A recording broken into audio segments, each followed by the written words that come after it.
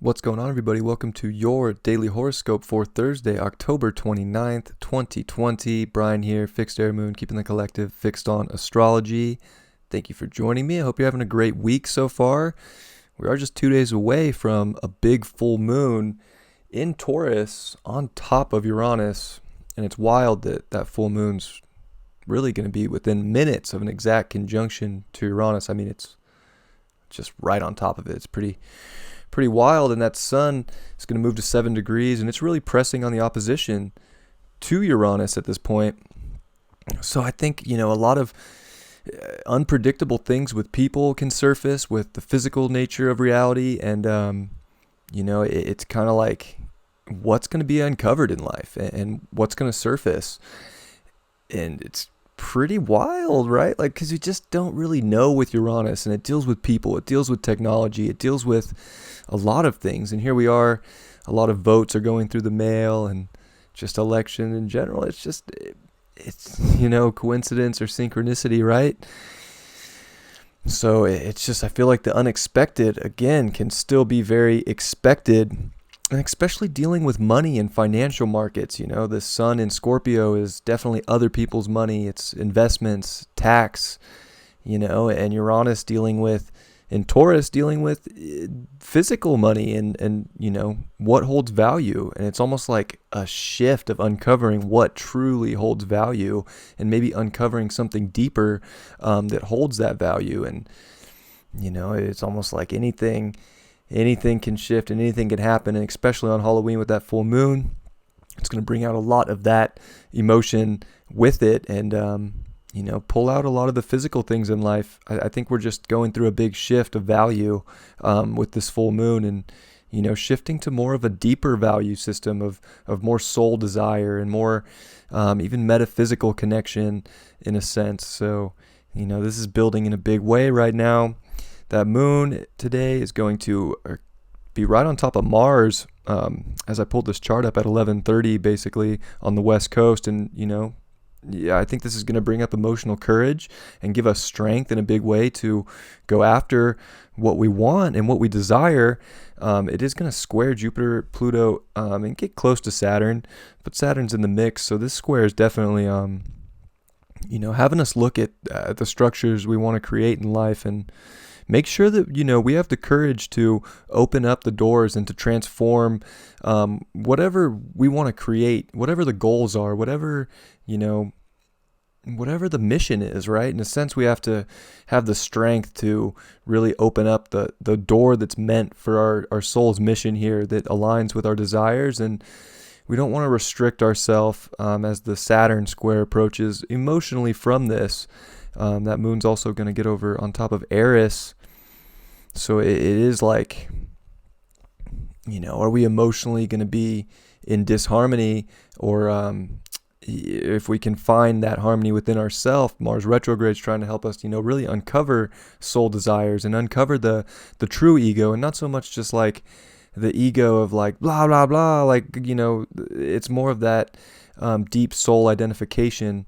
It's not like we want to lose the ego. We just want to re-identify with the true soul ego, and that's kind of the mission here, is to get on that true connection to something bigger within your soul that you truly desire with that sun in Scorpio in that sense. And I think we have a lot to look forward to if we're in that position of strength emotionally, of who we are, and that strong like I am presence is being felt.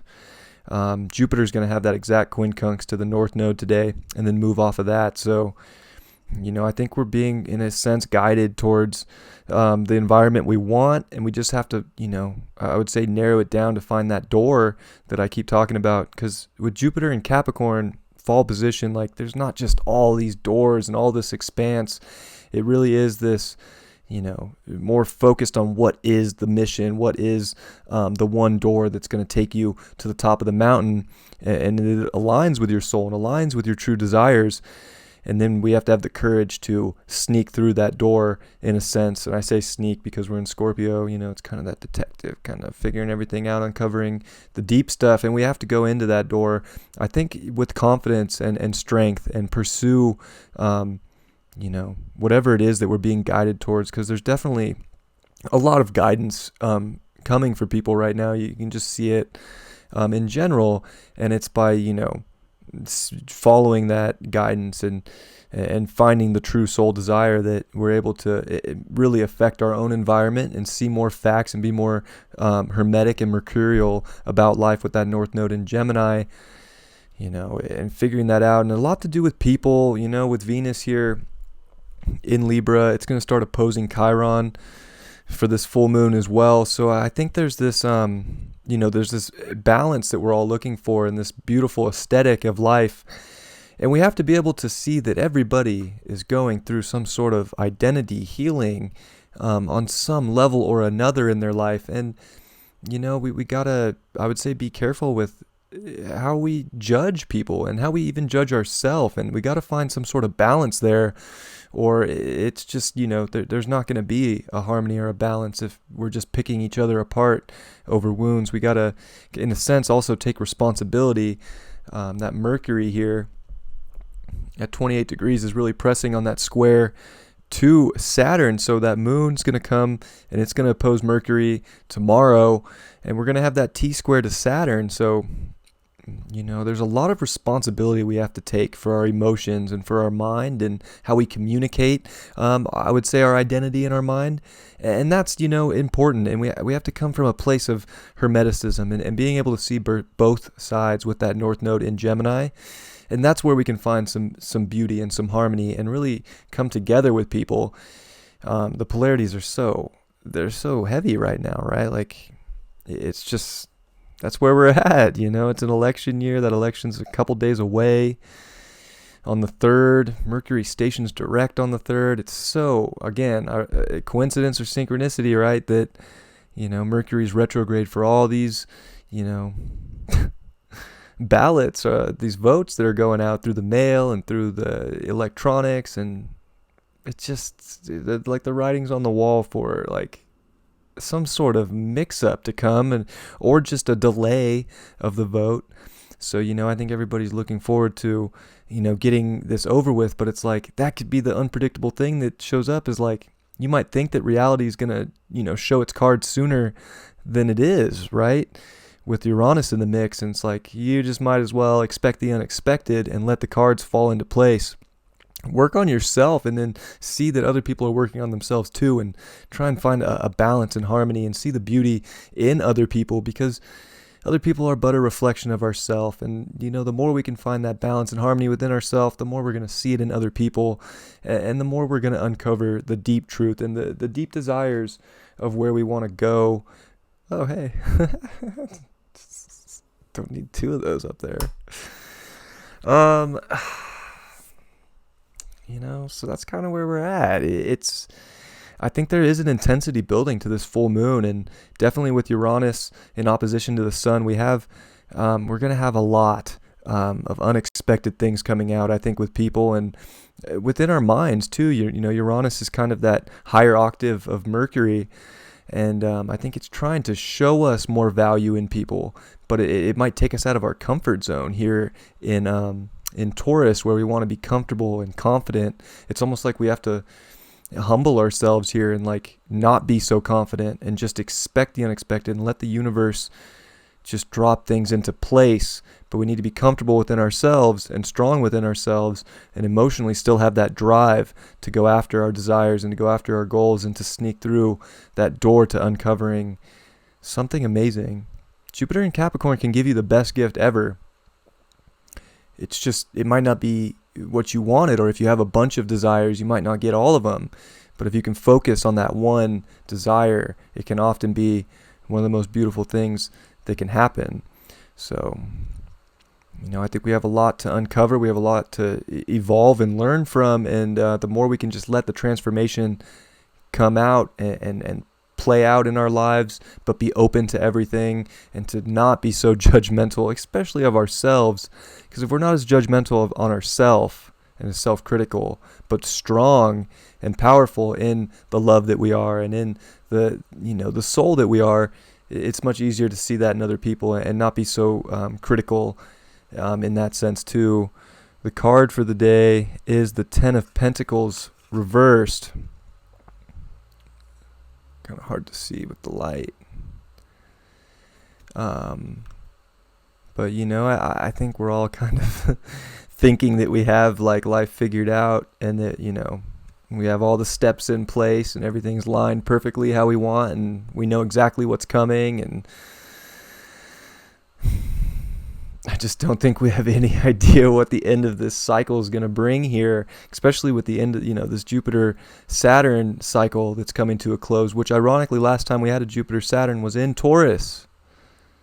And I think it was really close to these, I think it was at like 9 degrees. I'd have to go look, but I think it was close to where Uranus is at right now. So it's like, this is kind of almost an unpredictable shift into, more intellect, more air, and not so much earthly what we thought life was built around, whether it was even homes. There is a home in this card.